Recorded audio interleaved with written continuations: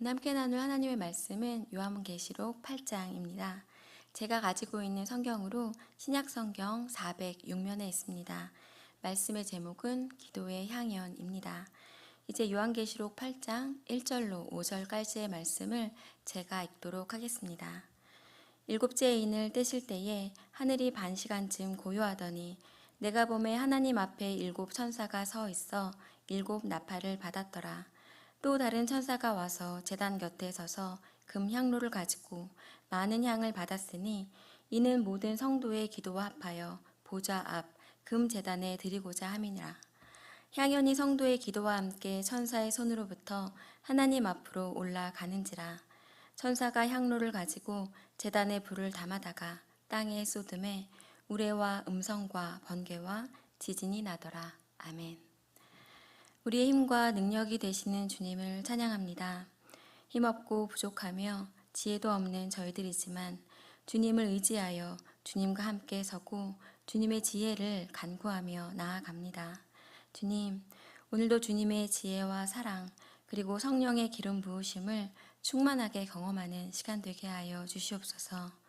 우리를 향한 하나님의 크신 계획과 소망을 깨닫는 귀한 시간 되기 원하며 이 모든 말씀 언제나 우리와 함께 하시는 우리 주 예수 그리스도의 이름으로 기도드립니다. 아멘. 마지막 때에 있을 하나님의 심판과 하나님의 백성들을 향한 약속이 담긴 요한계시록을 함께 나누고 있습니다.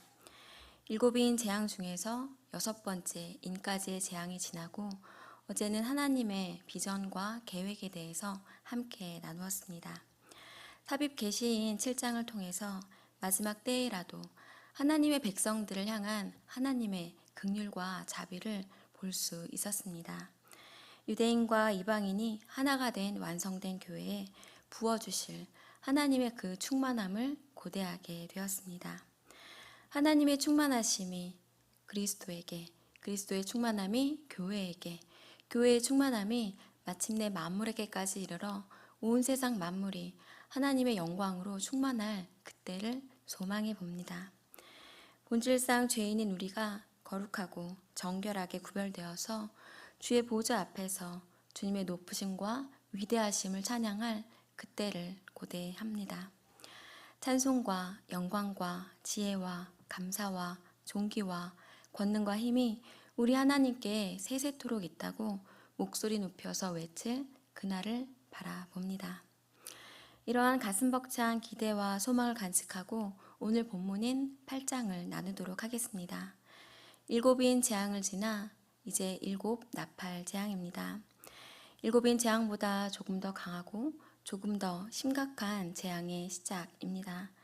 하지만 이 재앙도 일곱 대접을 통해서 나타날 하나님의 그 크신 진노에 비교해 본다면 아직 끝이 아님을 알 수 있습니다.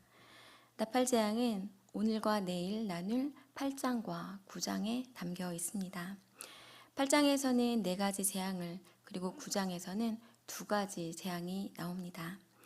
8장이 주로 사람을 둘러싸고 있는 피조세계에 대한 재앙이라면 9장은 사람에게 직접적으로 임하는 보다 극심한 재앙을 묘사합니다.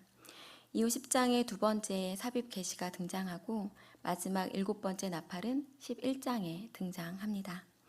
나팔 재앙의 시작은 7번째 인을 떼면서 시작됩니다. 1절입니다. 일곱째 인을 떼실 때에 하늘이 반시간쯤 고요하더니.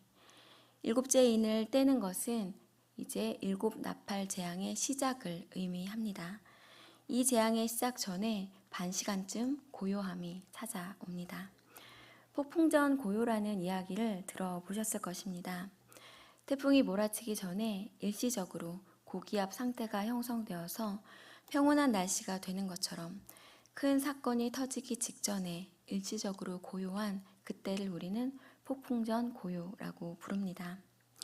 4명의 말탄 자들의 등장과 함께 시작된 일곱 인 재앙이 재난과 슬픔의 시작이었다면 이제 이 숨막히는 고요함 이후에 일곱 나팔 재앙이 시작됩니다. 예수님은 일곱인 재앙으로 나타내는 재난과 슬픔의 시작을 제자들에게 미리 알려주셨습니다. 제자들이 세상 끝에 무슨 징조가 있을 것인지 물었을 때 예수님은 이렇게 답변해 주셨습니다. 마태복음 24장 4절로 8절입니다. 예수께서 대답하여 이르시되 너희가 사람의 미혹을 받지 않도록 주의하라. 많은 사람이 내 이름으로 와서 이르되 나는 그리스도라 하여 많은 사람을 미혹하리라. 난리와 난리 소문을 듣겠으나 너희는 삼가 두려워하지 말라. 이런 일이 있어야 하되 아직 끝은 아니니라.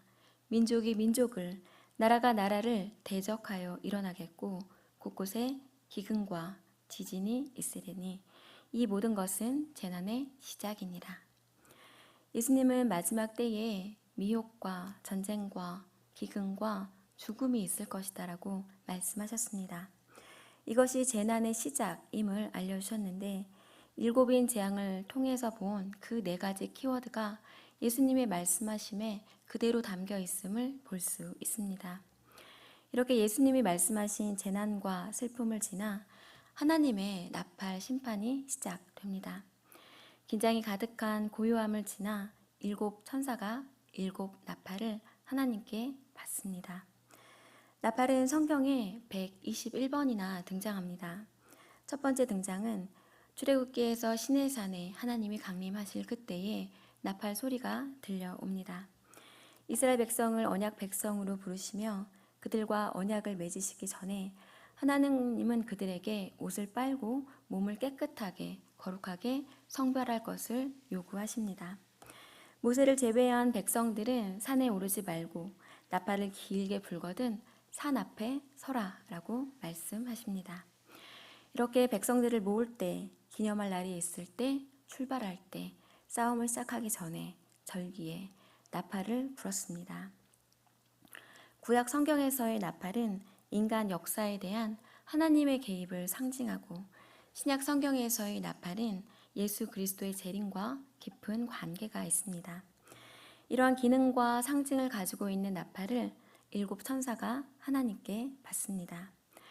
외경인 토비서에 의하면 이 천사들은 하나님의 뜻대로 하나님의 사역에 보조 역할을 하는 영체다라고 기록되어 있습니다. 인간 구원과 심판에 개입하는 이들의 이름은 우리엘, 라파엘, 라구엘, 미가엘, 사라카엘, 가브리엘, 그리고 레미엘이라고 적혀 있습니다. 이렇게 일곱 천사가 일곱 나팔을 받고 나팔을 불기 전에 다른 한 천사가 등장합니다. 또 다른 천사는 제단 곁에 서서 금 향로를 가지고 많은 향을 받습니다. 제단 아래에는 죽임을 당한 영혼들이 소리를 치고 있고 제단 곁에는 천사가 향로에 많은 향을 받아서 기도와 향을 합하려고 하고 있습니다. 3절입니다. 또 다른 천사가 와서 제단 곁에 서서 금향로를 가지고 많은 향을 받았으니 이는 모든 성도의 기도와 합하여 보좌 앞 금제단에 드리고자 함이라. 나팔을 받은 일곱 천사가 아닌 다른 천사가 보좌 앞 금제단 곁에 서서 향과 성도들의 기도를 합하려고 하고 있습니다. 향기로운 연기와 성도의 기도가 함께 천사의 손으로부터 하나님께 올려집니다. 성도의 기도는 이렇게 향기로운 연기와 함께 하나님 앞으로 올라감을 알 수 있습니다. 우리의 기도는 땅에 떨어지지 아니하고 하나님께 향기로운 제물이 되어서 올라갑니다. 우리의 기도는 하나님 앞에 향기로운 제물로 드려지고 하나님은 우리의 기도를 향기로운 제물로 받으십니다. 기도의 향연을 하나님이 받으시자 천사가 향로를 가지고 제단에 불을 담아다가 땅에 쏟습니다. 그때 우레와 음성과 번개와 지진이 일어납니다. 시작될 재앙의 전조입니다.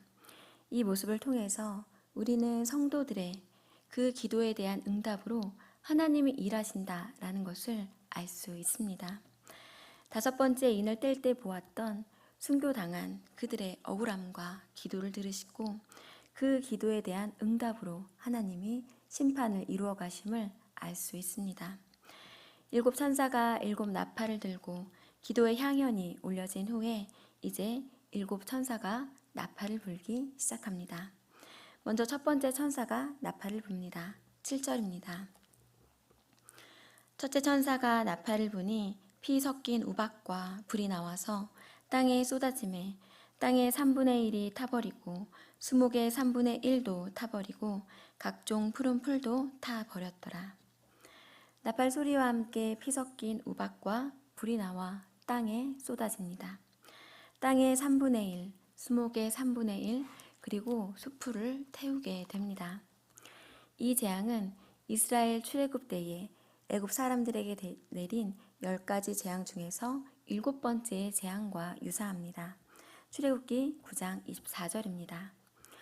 우박이 내림과 불덩이가 우박에 섞여 내림이 심히 맹렬하니 나라가 생긴 그때로부터 애굽 온 땅에는 그와 같은 일이 없었더라. 이 우박과 불덩이로 인해서 고센 땅을 제외한 애굽 온 땅에서 사람과 짐승을 막론하고 밭에 나가 있던 모든 사람들이 그리고 짐승이 죽임을 당했음을 잘 알고 있습니다.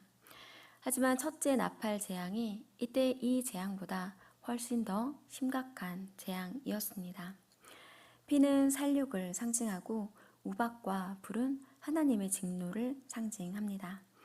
이사야 30장 30절 말씀입니다.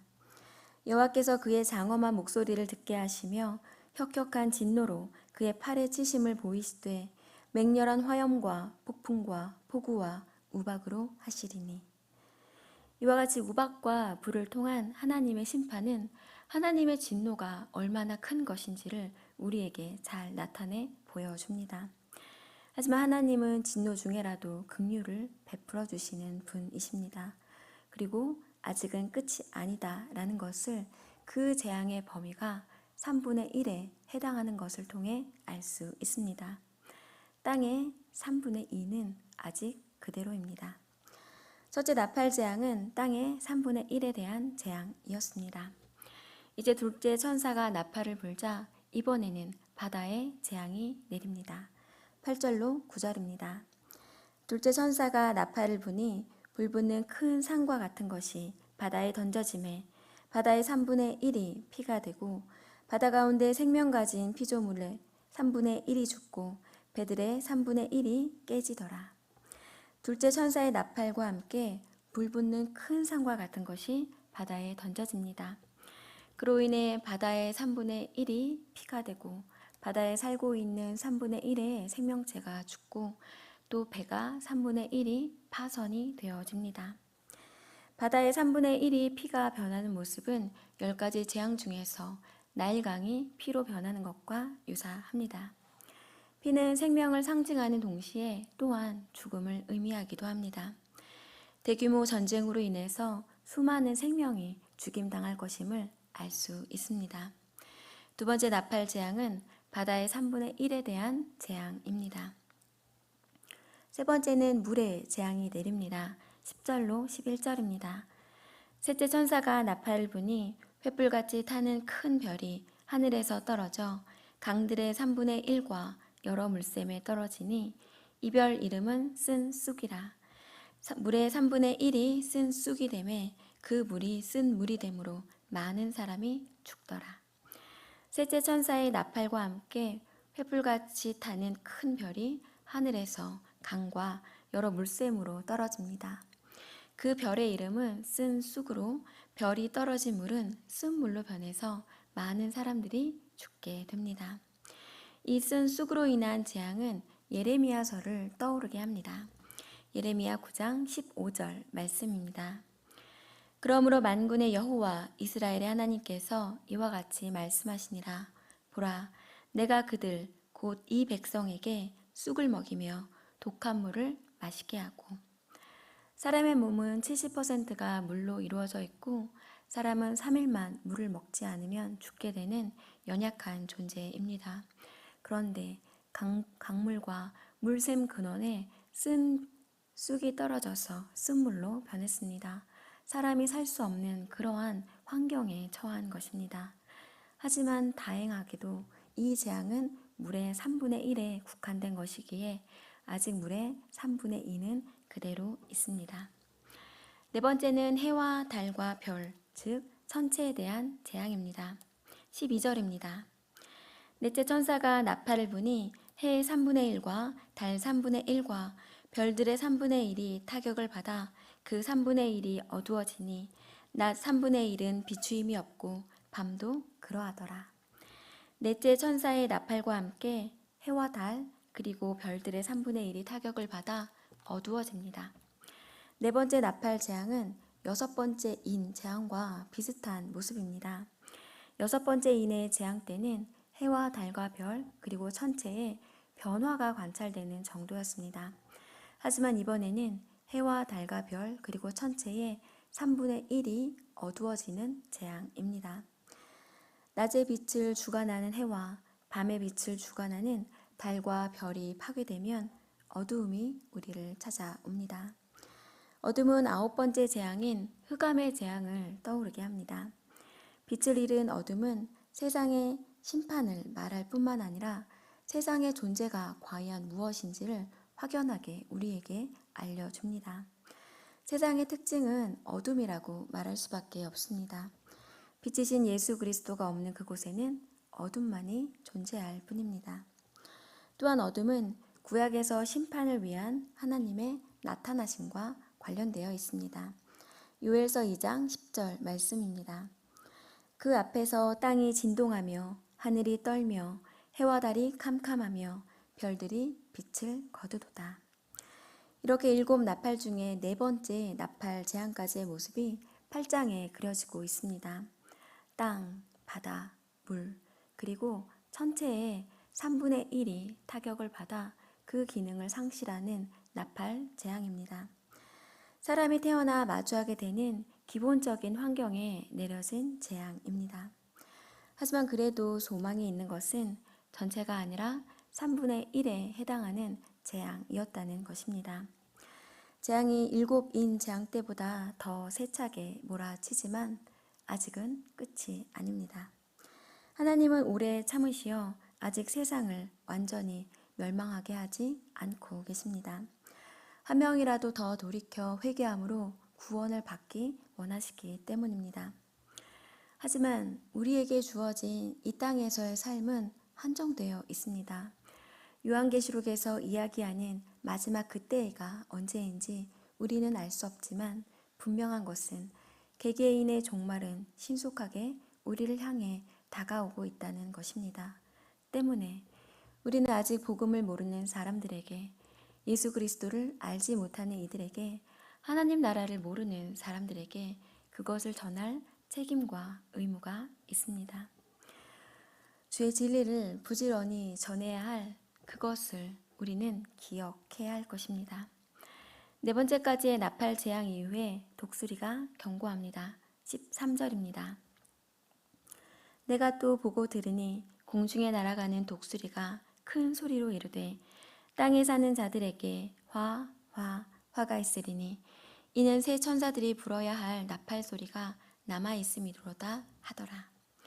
독수리는 신속함과 힘으로 인해서 하나님의 사자 역할을 하는 새로 나타납니다. 그 독수리가 새 천사들이 불어야 할 나팔 소리가 아직 남아있기에 화가 있다라고 전하고 있습니다. 독수리를 통해 남은 세 가지 심판도 신속하게 그리고 강하게 진행될 것임을 알 수 있습니다. 오늘 함께 나눈 계시록 8장은 두루마기에 붙어있는 일곱 번째 인을 떼며 시작됩니다. 인을 뗀 이후에 반시간쯤 고요함, 적막함이 찾아옵니다. 마치 폭풍전 고요함과 같은 알 수 없는 불안함으로 사람들은 떨고 있습니다. 그리고 또 다른 천사가 제단 곁에 서서 성도들의 그 기도와 향을 합하기 이전에 일곱 천사가 일곱 나팔을 하나님께로 받습니다. 하나님은 일곱 천사가 나팔을 불기 이전에 또 다른 천사로부터 기도의 향연을 받으시기를 기다리고 계신 것입니다. 기도의 향연이 하나님께 올라가고 천사는 향로에 제단에 불을 담아서 땅 위에 쏟습니다. 그리고 이때로부터 일곱 나팔 재앙이 시작됩니다. 이러한 나팔 재앙이 담겨있는 계시록 8장을 통해서 우리는 기도의 향연을 붙잡기 원합니다. 일곱 천사가 일곱 나팔을 받고 나팔을 불기 전에 하나님은 성도들의 기도가 하나님께 닿기를 기다리셨습니다. 하늘 보좌를 움직이기 위해서는 성도들의 기도가 필요함을 알 수 있습니다. 성도들의 기도가 하나님의 마음을 움직이고 성도들의 기도를 통해서 세상을 향한 하나님의 뜻과 계획을 하나님이 이루어 가십니다. 기도하는 사람은 하나님의 구속 사역에 동참할 수 있습니다. 우리는 기도할 때 하나님의 뜻이 이 땅 가운데 이루어질 것을 기도해야 할 것입니다. 나의 필요와 간구, 이웃을 향한 중보 기도도 매우 중요하지만 나를 통해서, 우리를 통해서 하나님의 뜻이 이루어질 것을 기도해야 할 것입니다. 우리 인생의 가장 큰 축복 중에 하나는 이 세상을 살아가는 동안 주님 앞에 기도함으로 나아갈 수 있는 사람이 되었다라는 것입니다. 기도의 힘을 알기에, 기도의 권세를 알기에, 기도의 능력을 알기에 우리는 하나님 앞으로 나아가 기도합니다. 하나님은 전지전능하시며 홀로 모든 일을 능히 감당할 수 있는 분이시지만 하나님은 결코 홀로 일하지 않으십니다. 하나님은 당신의 사역에 우리들을 초청하여 우리들과 함께 일하십니다. 우리를 동역자로 세워주십니다. 하나님은 우리를 복되게 하시기 위해서, 영광스럽게 하기 위해서, 또한 면류관을 씌워주시기 위해서 우리를 동역자로 부르십니다. 이와 같은 크고 놀라우신 하나님의 뜻과 계획을 알아서 기도의 자리로 더욱 나아가야 할 것입니다. 기도의 향연을 하나님 앞에 올려드려서 하나님이 일하시도록 해야 할 것입니다. 또한 나팔재앙을 바라보며 예수 그리스도의 안에 있다라는 것에 감사할 수 있는 저희들 되기 원합니다. 회개하지 않고 돌이키지 않는 세상을 향해서 하나님은 점점점 더 강한 심판을 내리십니다. 하지만 아직 완전한 끝이 아니며 회개하고 돌이킬 수 있는 기회를 주시는 하나님이십니다. 우리도 전에는 예수 그리스도 밖에 있는 자였고 이방인이었습니다. 하지만 하나님은 우리를 부르셔서 하나님의 자녀로 삼아 주셨습니다. 그로 인해서 우리는 이제 하나님 안에 있는 자가 되어 이 나팔 재앙을 피할 수 있게 되었습니다. 잠깐 하나님을 대적하는 이들로 인해서 환난과 어려움을 당할 수는 있지만 최후의 마지막 때에 승리할 것을 확신하기에 우리는 그 환난과 어려움의 때를 담대함으로 나아갈 수 있을 것입니다. 하나님의 크신 구속사의 흐름 안에서 과연 내가 어디에 있는지 분명히 알고 주님의 몸된 교회로서의 사명을 능히 감당해내는 저와 여러분 되시기를 주님의 이름으로 부탁을 드립니다. 하나님 감사합니다. 요한계시록 8장을 통해서 회개하지 않고 돌이키지 않는 세상을 향한 하나님의 엄중한 심판을 보시게 하시니 감사합니다. 전에는 우리가 그 심판의 대상, 진노의 대상이었지만 예수 그리스도로 인해서 하나님의 진노와 심판과는 관계없는 자들이 되었음에 감사합니다. 우리의 기도를 통해서 일하시는 주님, 우리를 기도자로 세워주시고 주님의 사역에 우리를 초대하여 주시어 동역자로 세워주심에 감사합니다. 하나님의 자녀라 불리는 이들이 주님의 크신 뜻과 계획을 알아 기도의 향연을 통해서 주의 뜻을 이 땅 가운데 이루어 갈 수 있도록 인도하여 주시옵소서. 오늘도 각 심령마다 성령의 기름 부으심으로 함께 하시고 주를 알지 못하는 이들에게 복음을 전하는 복된 사역을 감당할 수 있도록 은혜를 더하여 주시옵소서. 우리를 부르시고 자녀 삼아 주시고 동역자로 세워주신 은혜에 감사드리며 이 모든 말씀 우리 주 예수 그리스도 이름으로 기도드립니다. 아멘.